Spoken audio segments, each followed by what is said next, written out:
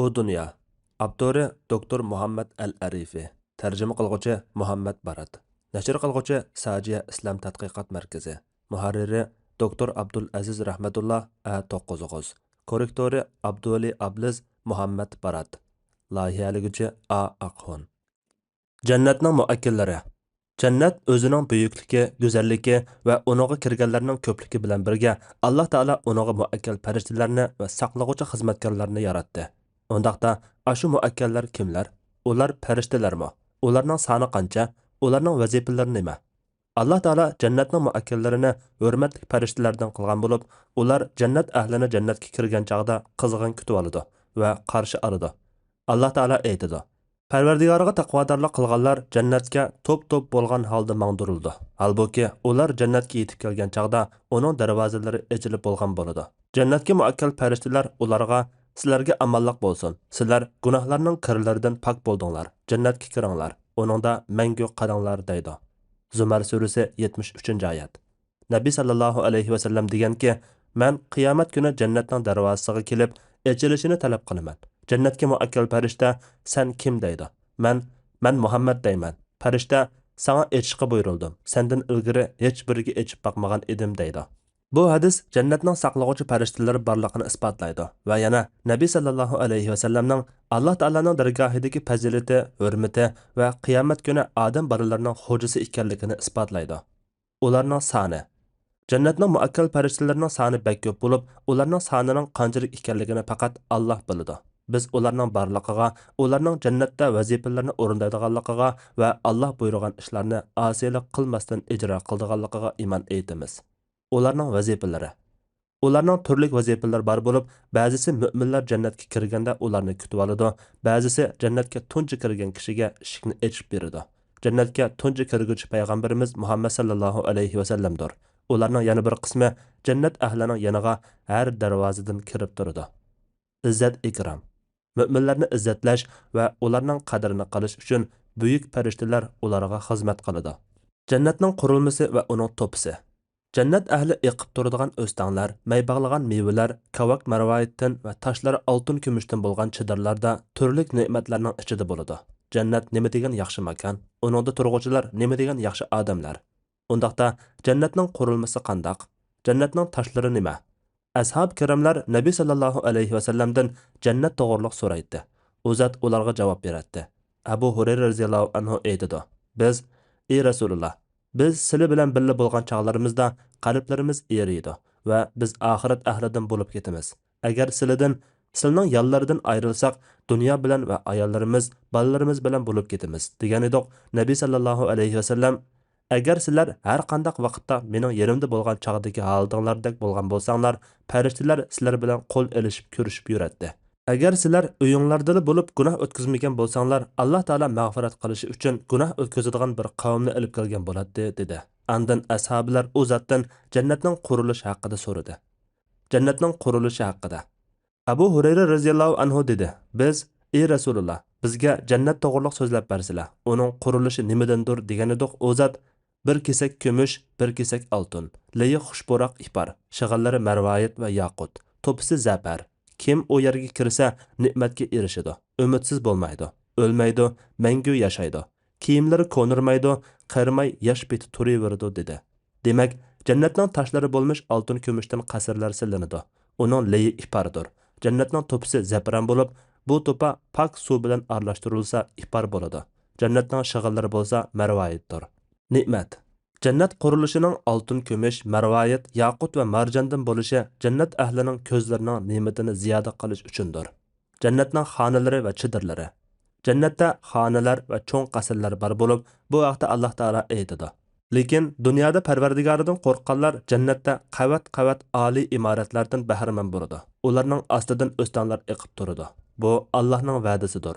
Alloh va'dasiga xiloflik qilmaydi." Zumar surasi 20-oyat. Undaqda bu xonalarning shakllari qandaq? U xonalarda turg'uvchilar kimlar? Chidirlar nega tiklindi? Alloh taolo taqvodorlarning amallarini bekor qilib atmaydi. Ular jannatga loyiq shaklda silingan qavat-qavat oliy imoratlardan bahramand bo'ladi.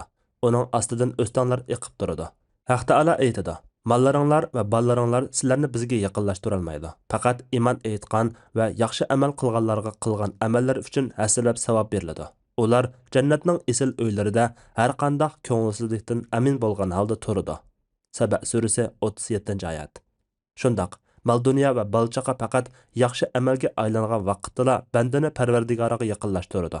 Masalan, mal dunyoyimiz bilan masjid saldiq yoki Qur'onlarni hadiya qildik yoki biror yetimga kepil bo'ldik va hokazo. Bolalarimizni Qur'on yodlatib, islom bilimlari va boshqa nurg'un foydali bilimlarni o'rgatib, islom ummati uchun manfaat yetkazadigan qilib tarbiyalasak, mana mushu vaqtda mal dunyo va bola chaqalarimiz bizni Allohga yaqinlashtiradi. Balki undaq kishilarga hasilab savob beriladi. Ularning bir yaxshi amaliga 10 hasidan 700 hasigacha savob beriladi va jannatga kiradi. Uning turalg'u joyi jannatning ustun xonalarida bo'ladi. Uningga hech qanday qo'rqinch bo'lmaydi. Jannatning xonalarida turg'uvchilarning sifatlari. Jannatning ustun xonalarida turadiganlarning amallarini Nabiy sallallohu alayhi vasallam sifatlab aytadi. Haqiqatan jannatda ko'p xonalar bo'lib, bu xonalarning sirti ichidan, ichi sirtidan ko'rinib turdi. Bularni Alloh boshqalarga tamoq bergan, salomni qanot yaydirgan va kechalari xaloyiq uxlayotganda namoz o'qigan odamlarga tayyorladi. Shundoq, Alloh taolo jannatda orqasidagi narsalar ko'rinib turadigan nefis xonalarni tayyorladi. Bularni axloqi go'zal, boshqalarga muloyim, yumshoq gap qilgan odamlarga tayyorladi. Boshqalarga yumshoq gap qilish bo'lsa, ularga muloyim bo'lish, xatoliklarni ko'rmasga selish va yomonlikqa yaxshilik bilan javob qaytarish qatorliqlarni o'z ichiga oladi.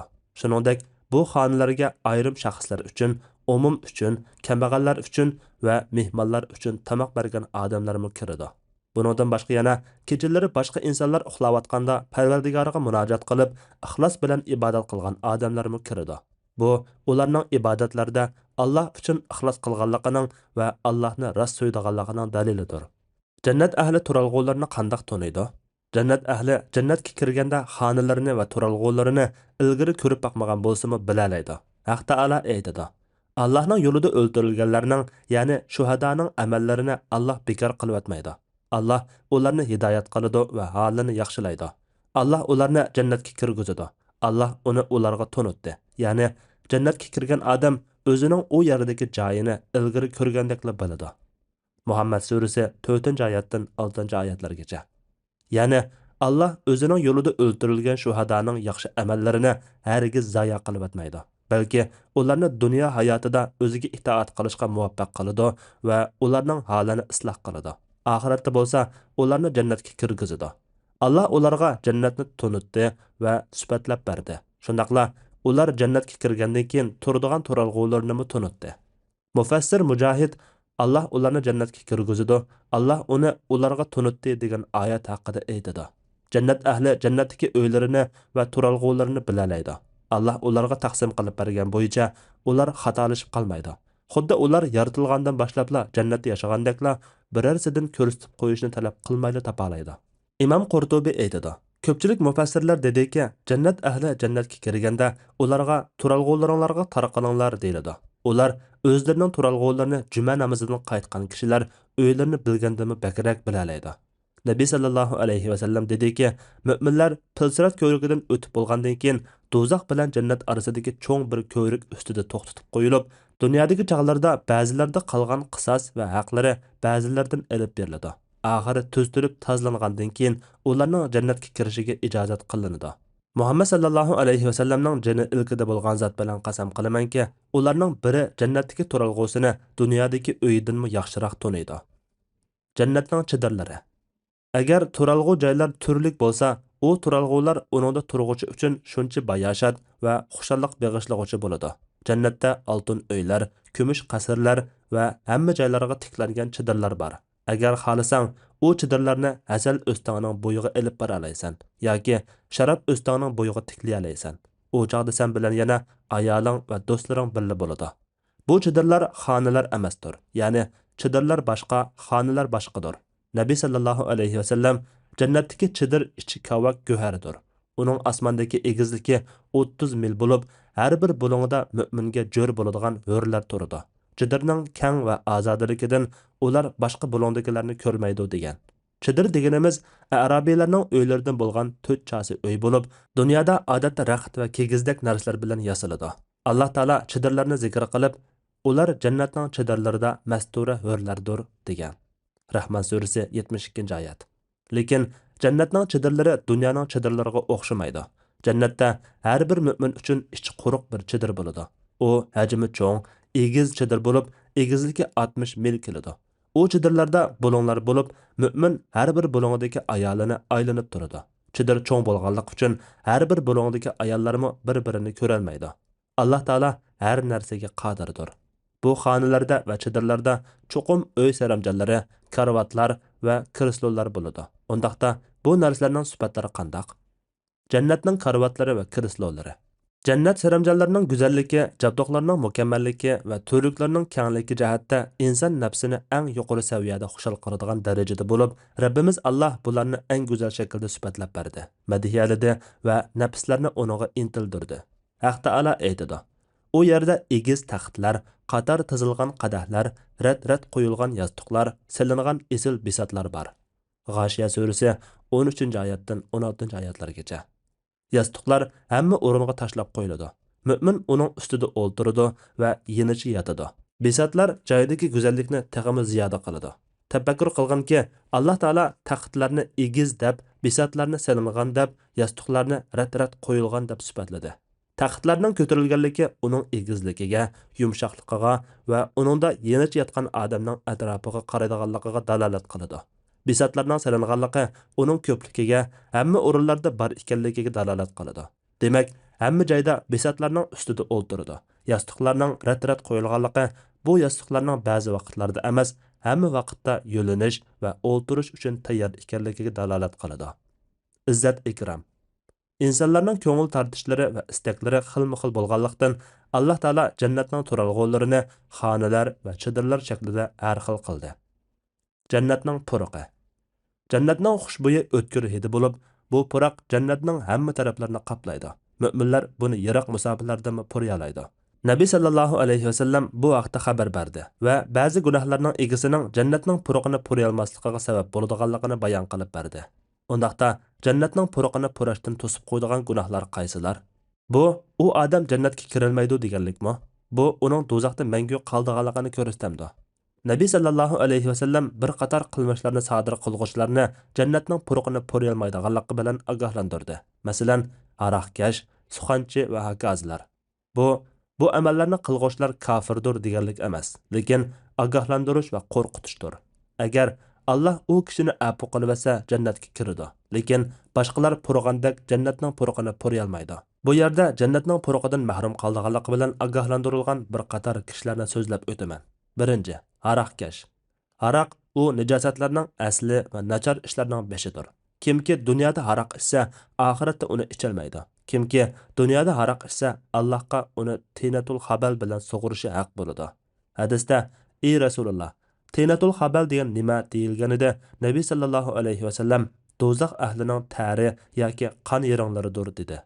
Kimki dunyoda aroq ichgan bo'lsa, qiyomat kuni jannatning puruqini purayolmaydi. Faqat o'lib ketishdan burun tavba qilgan va Parvardigorimiz afu qilgan kishilar buning sirtida. Ikkinchi, boshqalarni uradigan odamlar va yerim yalang'och ayollar. Nabiy sallallohu alayhi vasallam dediki, ikki turlik do'zaxiy odamlar borki, ularni tahi ko'rib boqmadim. Biri qo'llaridagi kalaning quyruqidek qamchilar bilan kishilarni uradigan odamlar. Yana biri yerim yalang'och kiyingan, o'zlarini ezib boshqalarni azdiradigan, boshlari tugining singayan lokisidek ayollar bo'lib, ular jannatga kirolmaydi. Jannatning hidini purayolmaydi. Halbuki jannatning hidi munchalik yiroq musofatini purab turadi. Bu hadisda Nabiy sallallohu alayhi vasallam boshqalarni urishdan va zulm qilishdan ogohlantirdi va yana ayollarni yerim yalang'och yurishdan, hijoblanish va o'rinishga ahamiyat bermaslikdan ogohlantirdi. Uchinchi, ahdi berilgan kishiga zulm qilguvchi. Ahdi berilgan Yahudi va Nasoralardan iborat ahli kitob bo'lib, u musulmonlar orasida yashab, musulmonlar uning bilan tinch o'tishga va urush qilmaslikka kelishim tuzgan bo'lsa, bu holatda uningga zulm qilish va haqqini bermaslik durust bo'lmaydi. Nabiy sallallohu alayhi vasallam deganki, ogoh bo'linglarki, kimki ahdi berilgan kishiga zulm qilsa, uning haqqini kam bersa va uni kuchi yetmaydigan ishga zo'rlasa yoki uning bir narsasini rozi bo'lmasimi elib olsa, qiyomat kuni men u ahdi berilgan kishining tarafdori bo'laman. Ondan Nabiy sallallohu alayhi vasallam barmog'i bilan maydasiga ishorat qilib, "Agah bo'linglarki, kimki Alloh va Allohning rasuli amonliq bergan zimmini o'ldirsa, Alloh uningga jannatning puruqini harom qildi. Haqiqatan jannatning puruqi 70 yillik musobadan keladi" degan. Zimmat, ahdi, amonliq, kepillik degan ma'nolarni bildiradigan so'zlardir. Allohning ahdisi bo'lsa, Allohning dunyo va oxiratda bergan amonliqidir. Alloh bergan bu ahda amonliqni buzish va uningga sal qarash durust bo'lmaydi. Kimki shunday qilsa, jannatning puruqini hargiz puriy olmaydi.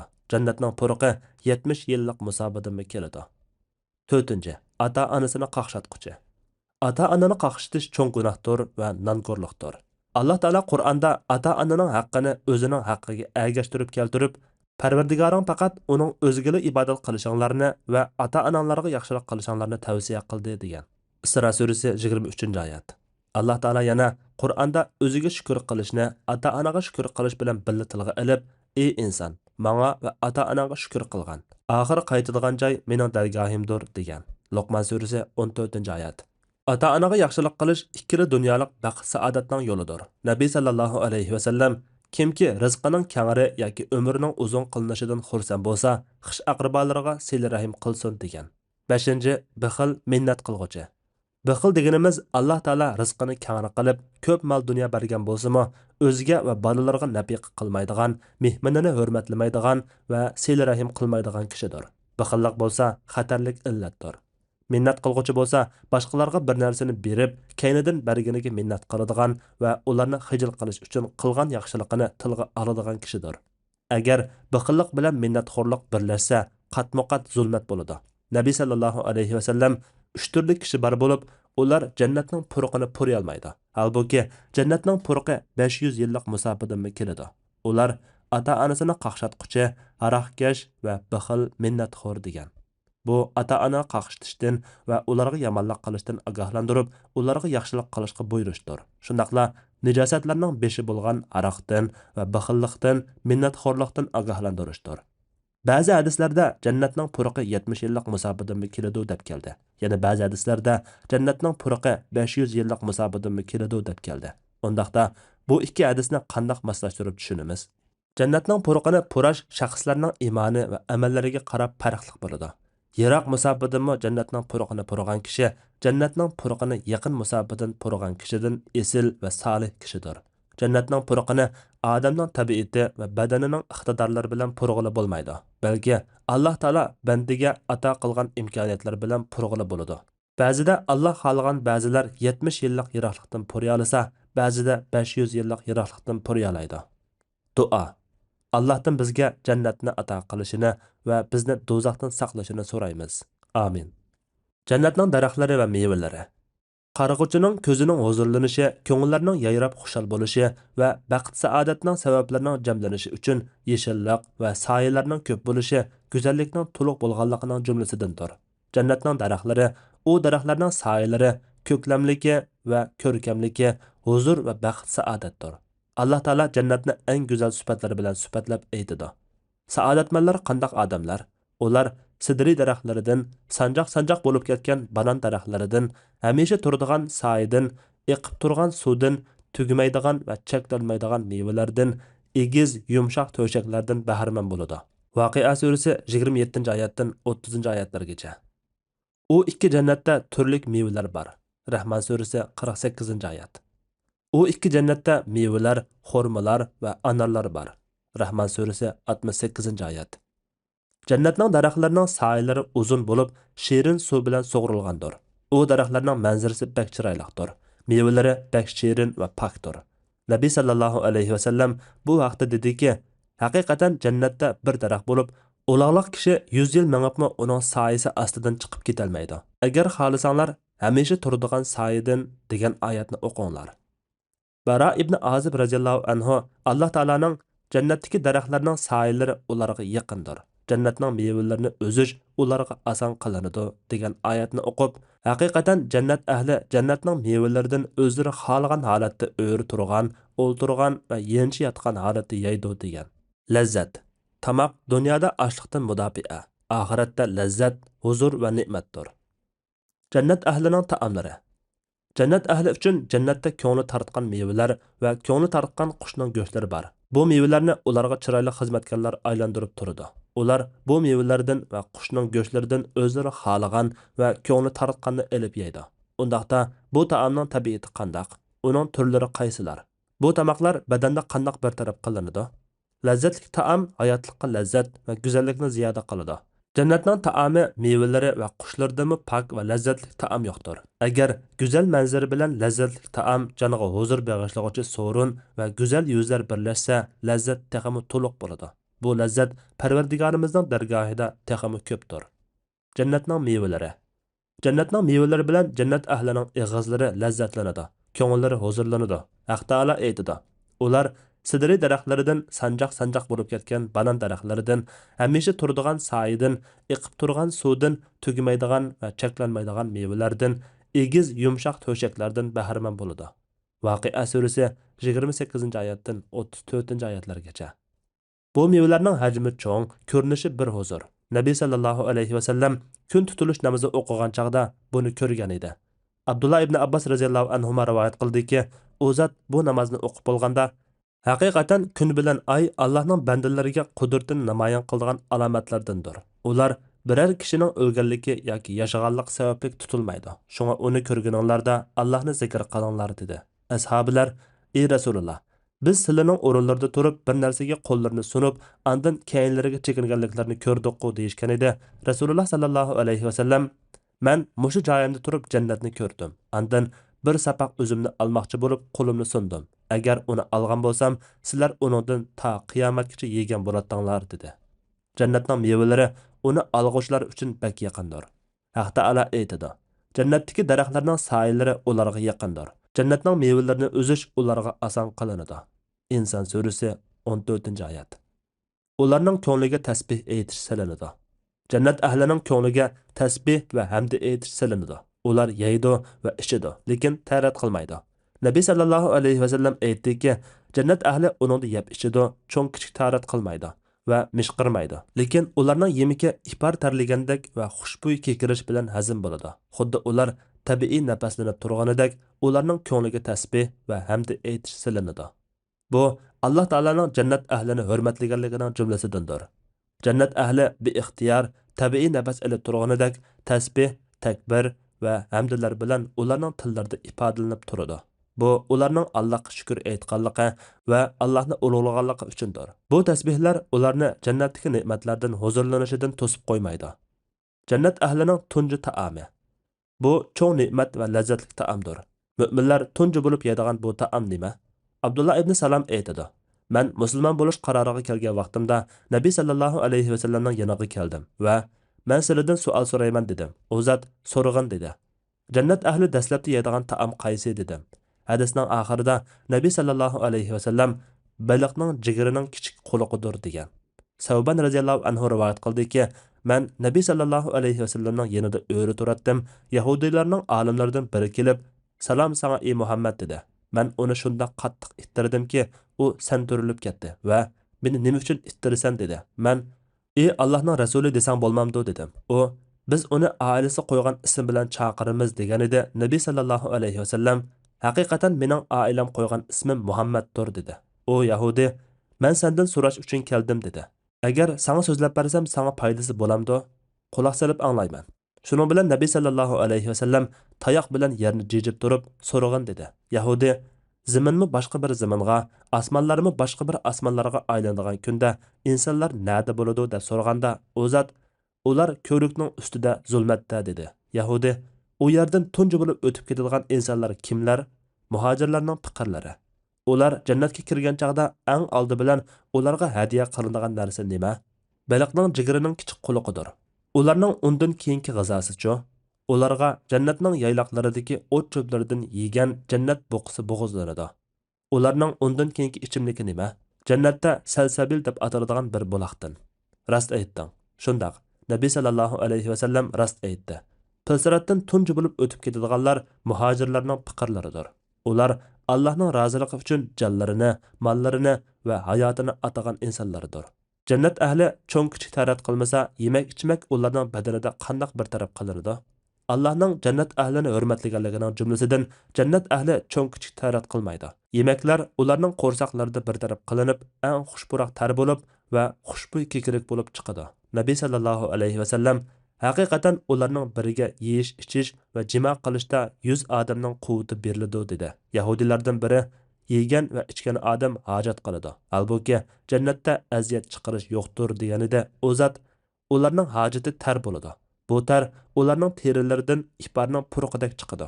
Andin yegan ichganini hazm qilib bo'lgandan keyin qo'rsqi kichiklaydi dedi. Tamoq ularga bo'ysundiriladi.